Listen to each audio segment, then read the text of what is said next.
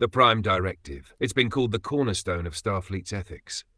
A principle so sacred, captains are expected to let entire civilizations die rather than violate it.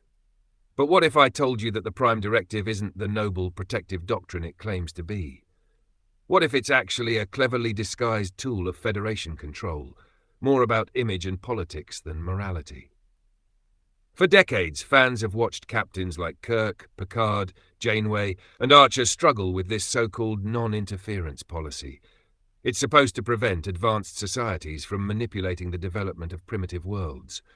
But time and time again, we see it applied inconsistently, enforced selectively, and ultimately used as a moral shield to justify inaction, even when lives are at stake. Let's look at some facts. Captain Kirk famously bent the Prime Directive like it was made of rubber. He interfered with cultures when he felt their systems were unjust or cruel. He overthrew computers running societies, ignited revolutions, and even destroyed false gods. And we cheered for him, because he was doing what felt right. On the other hand, Captain Picard took a stricter stance, sometimes watching entire species face extinction, like in the episode Homeward, just to stay true to Federation policy. His moral paralysis in moments of crisis is presented as ethical strength, but is it really?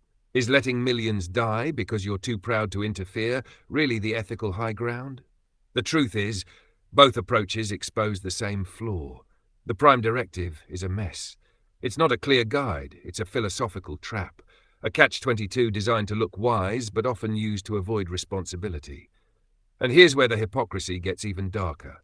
The Prime Directive is routinely broken or bent when it benefits the Federation. If there's strategic interest in a planet or a political alliance at stake, somehow the rules change. If a pre-warp civilization has a dilithium deposit the Federation needs, or is under threat from the Klingons or Romulans, suddenly the Prime Directive is open to interpretation. This isn't a rare bug, it's the actual design. A loophole system where Starfleet can hide behind non-interference when it's convenient and discard it when they want influence. The Prime Directive pretends to be about respect and humility, but in reality it lets Starfleet choose when to play God and when to wash its hands. Let's not forget the moral gymnastics it forces on captains and crews. Imagine being in orbit above a planet facing planetary collapse, with the technology to save them, and being told, we can't help, it's against the rules. Not because it's dangerous, not because it's impossible, but because saving them might interfere with the natural course of events. That's not ethics. That's bureaucracy. That's a cold, calculated decision to value doctrine over life. In the episode Pen Pals, Data makes contact with a young girl on a planet doomed by geological instability. The Enterprise could fix it easily, but Starfleet orders say no. Let her die. Let her people die. Let their whole civilization fall. For what? So we can claim the moral high ground of non-interference? Even Picard couldn't stomach that. And in the end they interfered anyway, because deep down they knew the rule was wrong.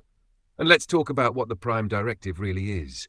A PR shield. It lets the Federation say, we're not like the Klingons or Romulans, we don't conquer or manipulate. But that's just good branding.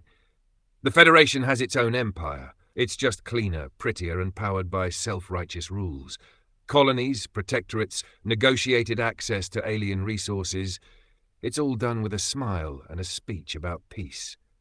But make no mistake, it's still control. And the Prime Directive? It's the tool that justifies it all. By claiming to respect other cultures, Starfleet can interfere when it suits them, or do nothing when it doesn't, and still look like the good guys.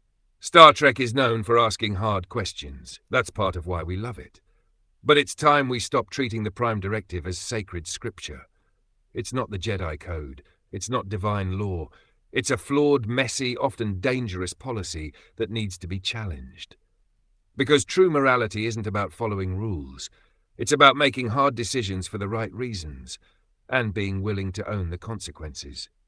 If the Federation really wants to stand for peace and justice, then maybe it's time they rewrite the rulebook, or at least admit that the most sacred law in the galaxy might also be its biggest lie.